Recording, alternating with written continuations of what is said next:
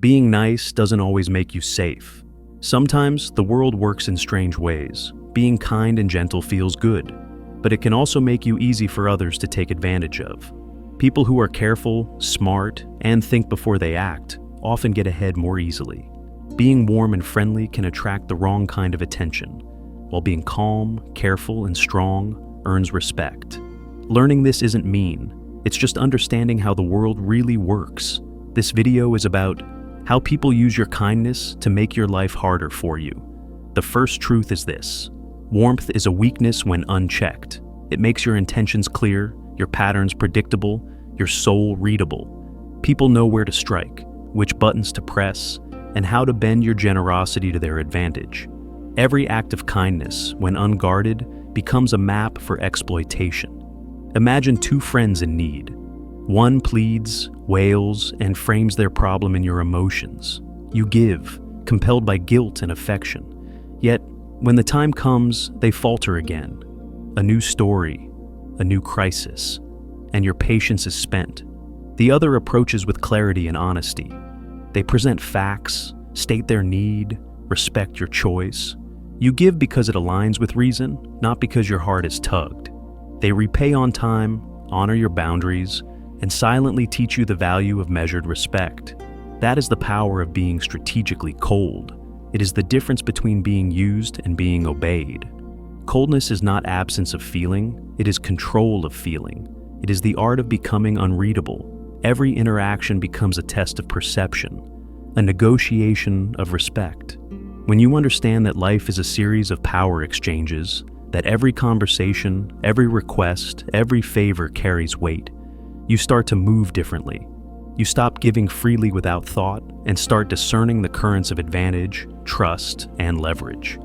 The world does not favor the soft, it elevates those who command. Warmth invites manipulation. Coldness commands attention.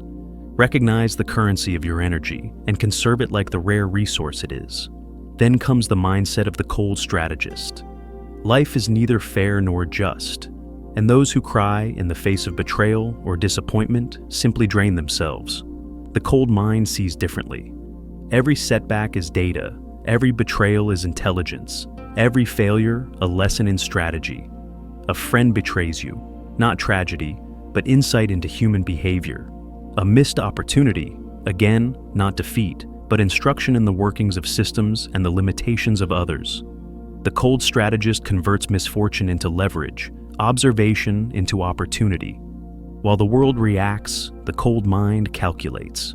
While others suffer, the cold mind anticipates, positions, and wins quietly. Victimhood is a trap. Calculation is liberation. Emotions, too, are often the enemy. They cloud judgment, distort reality, and lure you into choices based on comfort rather than consequence. Our feelings evolve for survival in a world far removed from boardrooms, negotiations, or modern power dynamics. Acting on them blindly ensures repeated mistakes, overlooked patterns, and wasted energy. Results, not relief, should guide your actions. A failed relationship, a recurring betrayal, a business misstep, they all speak plainly if you listen. The cold mind filters sentiment, measures outcomes, and acts in alignment with effectiveness. Emotions serve strategy, not the reverse. Fear is more reliable than affection. Respect more durable than approval. Let your actions be guided by clarity, not comfort. And watch the world adjust around you. Silence is a weapon often overlooked. Most speak to fill the void, to escape discomfort, unaware that every word surrendered is power lost. Silence imposes tension, prompts revelation, and shapes perception without aggression. In negotiation, in debate, in confrontation, those who speak first reveal weakness. Those who remain quiet, deliberate, and measured shift the balance of influence. Strategic silence is intelligence in action. It is patience, anticipation, and subtle dominance wrapped in calm. It is a signal that your presence carries weight, that your mind navigates beyond the obvious, and that those around you are operating within the boundaries you quietly define.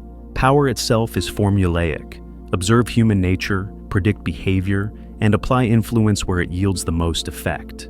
Everyone is driven by desire and fear, the yearning for gain, comfort, and approval, and the dread of loss, humiliation, and insignificance.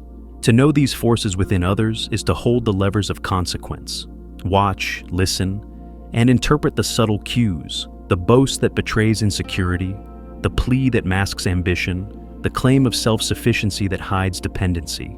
The cold mind does not judge, it adapts. It meets each person where they are, understands their drivers, and positions itself as indispensable, necessary, and strategically aligned with their own motives. Influence flows naturally from this mastery. Reputation is armor. It precedes you, setting expectations before you speak, shaping perception before action is required. Respect, not affection, forms the foundation of authority. The quietly competent, the consistently effective. Those who act rather than proclaim carry a presence that commands consideration. Reputation is built in silence, in discretion, in consistent demonstration of capability. Associate with excellence, uphold standards, and let the company you keep amplify your own power.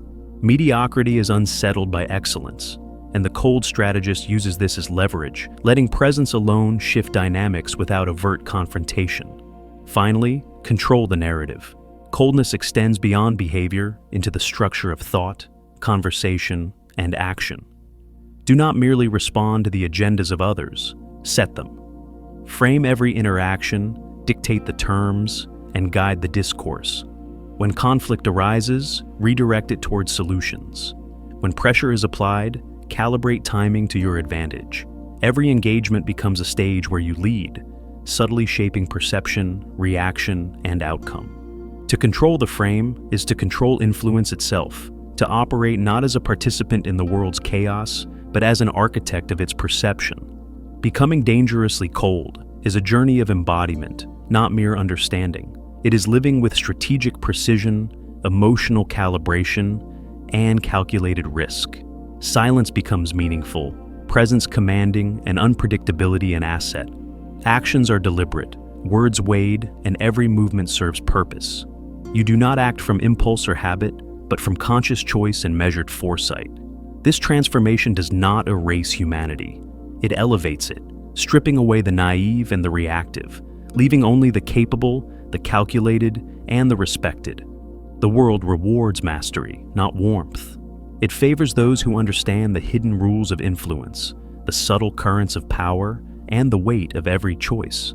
To be dangerously cold is to navigate life with clarity, to act with precision, and to exist in a space where others measure, predict, and respond to you rather than the reverse. This is not cruelty, it is strategy. It is not absence of feeling, it is command of action. It is the conscious decision to rise above manipulation, to convert observation into leverage, and to live with an authority born of intelligence, patience, and foresight. Those who embrace these truths are untouchable. Their silence is a tool, their reputation a shield, and their presence a statement. Each setback becomes a lesson, each interaction a calculated opportunity. They move through life not at the mercy of circumstance or emotion, but at the helm of design, influence, and perception. The dangerously cold understand the cost of naivety, the value of clarity, and the power of calculated action.